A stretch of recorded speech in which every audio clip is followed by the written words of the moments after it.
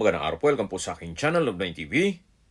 Patalasasan po, meron po ba kayong mga properties na napapabayaan or non-performing assets? Plan nyo yung ibenta, pero wala kayong oras pagbibenta nito. Kung ito'y pagkakatiwala nyo po sa amin, tawag lang po kayo sa aking numero. Usap po tayo, gawan ko po ng video for free. Yes, libre po, wala po kayong babayaran. Tutulungan pa namin kayong mabenta ang inyong property. Kami na po bala sa marketing, sa boosting or paid ads. Even sa tripping, hindi na po kayo mapapagod sa pag-entertain ng mga buyers. Kami na po bala sa lahat. Tawag lang po kayo. Nandito po tayo ngayon sa Batulao Art Escapes. Isang exclusive subdivision na meron pong amenities gaya ng clubhouse, swimming pool, parks and playgrounds, at basketball court. Napakatahimik po ng lugar, sariwang hangin, at malamig po ang klima. Malayo na rin po ito sa 14 kilometers danger zone ng Taal Volcano. Kung seguridad naman po pag-uusapan, meron pong 24 hours security. At ito po'y along the highway. Kaya accessible din po ito ng public transportation. At ito po'y income generating. Once na ipasok nyo po sa Airbnb. Kasi po yung mga ibang unit dito ay nasa Airbnb na rin. Yan po, tunghen nyo po itong very relaxing na kapaligiran. Napakaganda po, napakalinis, at maaliwalas. Ito po yung tinutukoy ko kanina na basketball court.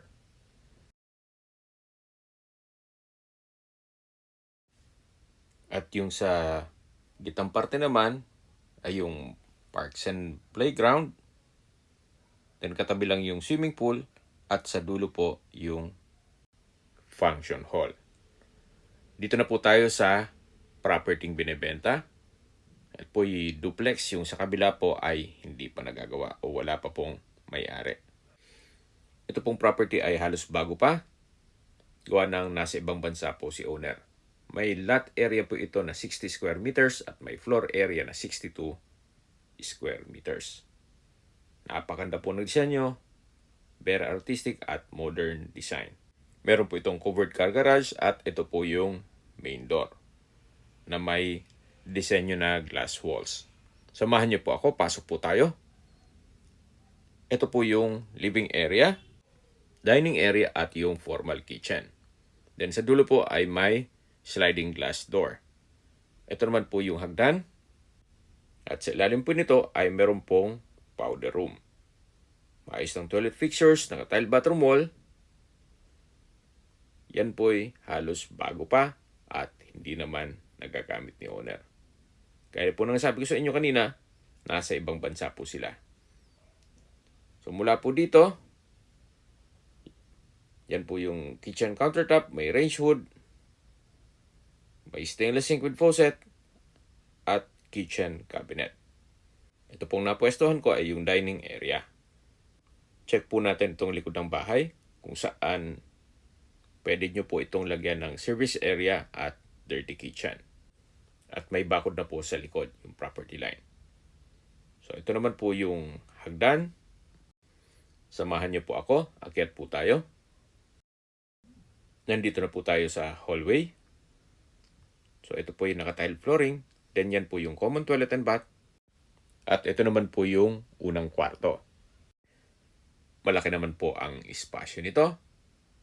At napaganda po ng disenyo itong glass window and wall. Meron na po itong window type aircon. Pulido ang pagkapintura ng ceiling at wall. Meron din po itong pin lamps. Then meron din mga outlet. At naka-tile flooring. At meron din pong from floor to ceiling na wardrobe o built-in cabinet. Labas po tayo. So yan po yung hagdan, matatanong natin.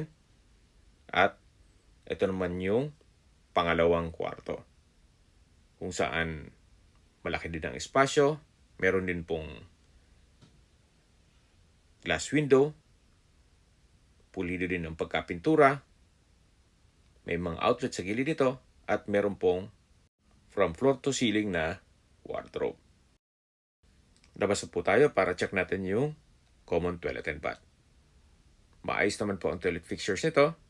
Naka-tile bathroom wall, may bathroom window, bathroom sink, water closet, at meron pong shower. Makikita nyo naman po, may balot pa yan. Kaya po nasabi ko sa inyo kanina, halos hindi pa to nagamit ni owner. Gawa ng nasa ibang bansa po sila. At dalawa po ang bahay niya dito. So yan po yung mga kwarto at yung common toilet and bath. Bababa na po tayo. Meron pong staircase glass window na nag-serves as natural sunlight. Itong staircase wall ay pulido rin ang pagkapintura. Habang naglilibot po tayo, pag-usapan na natin ang distance, location at travel time. Mula po sa Welcome Arc Nasugbo, ang distance is 3.4 kilometers at ang travel time is 5 minutes. Mula naman po sa Twin Lakes, ang distance is 5.3 kilometers at ang travel time is 8 minutes. Mula naman po sa mga beach resort sa Nasugbu, Batangas, ang distance is 28.7 kilometers at ang travel time is 35 minutes. Nandun na rin po ang bayan mismo ng Nasugbu, public market, groceries, convenience store, remittance center, banks, schools, church, at hospital. Yan po yung lagi kong binabanggit sa inyo na dapat yung i-consider sa paghanap ng property, yung meron pong malapit na hospital. Hindi ko naman po sinasabing sakitin kayo, yan naman po ay for emergency purpose lang naman. At mula naman po sa Tagaytay Rotonda, ang distance is 18.6 kilometers at ang travel time is 50 minutes. Sa Tagaytay Rotonda po ay kumpleto na rin gaya ng hotels, restaurants, banks, schools, church at hospital. So meron pong mga malapit na hospital sa area. At mula naman po sa Manila o sa airport, ang distance is 74.1 kilometers at ang travel time is 2 hours and 32 minutes. Nandito po ulit tayo sa loob ng bahay at ito po yung setback kung saan meron po kayong mga improvements na pwedeng gawin dito. At yan man po yung upper part ng likod ng bahay. So mula po dito sa likod, meron rin pong mga outlet na nakaabang. At dito po sa gilid ay meron din pong setback. At yan po naman yung side view. Then meron pong 1 meter setback dito. So ayan po yung property binebenta. Ito po yung pre-owned. At binebenta po ito sa halagang 5.5 million pesos. Kung may mga katanungan po kayo, tawag lang po kayo sa aking numero.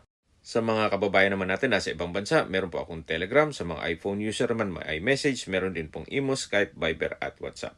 Same number lang po, 0917-316-3399. Sa mga nagtatanong naman po ng aming Facebook, meron po aming Facebook page na Nov9 TV at Facebook Reels Video. Meron din pong TikTok at Instagram. May ibang YouTube channel din po kami na The Nov9 TV channel at Nov9 TV Listings. Sana po naibigyan yung aming video presentation. Paki-like and subscribe na po sa aking channel para ma-update din po kayo sa aking future listings. Kung sakali po hanap nyo yung mas malaking sukat na lupa, meron din po kami ibang listings na pwede nyong pagpilian. Huwag po kayong mag-atubiling tumawag sa amin, then let us know your budget para malaman namin kung anong property pwede namin ilok sa inyo. Sa lahat pong viewers, subscriber at nagtiwala po sa amin, salamat po sa suporta. Ingat po kayo lagi at yung pamilya. Maraming salamat po.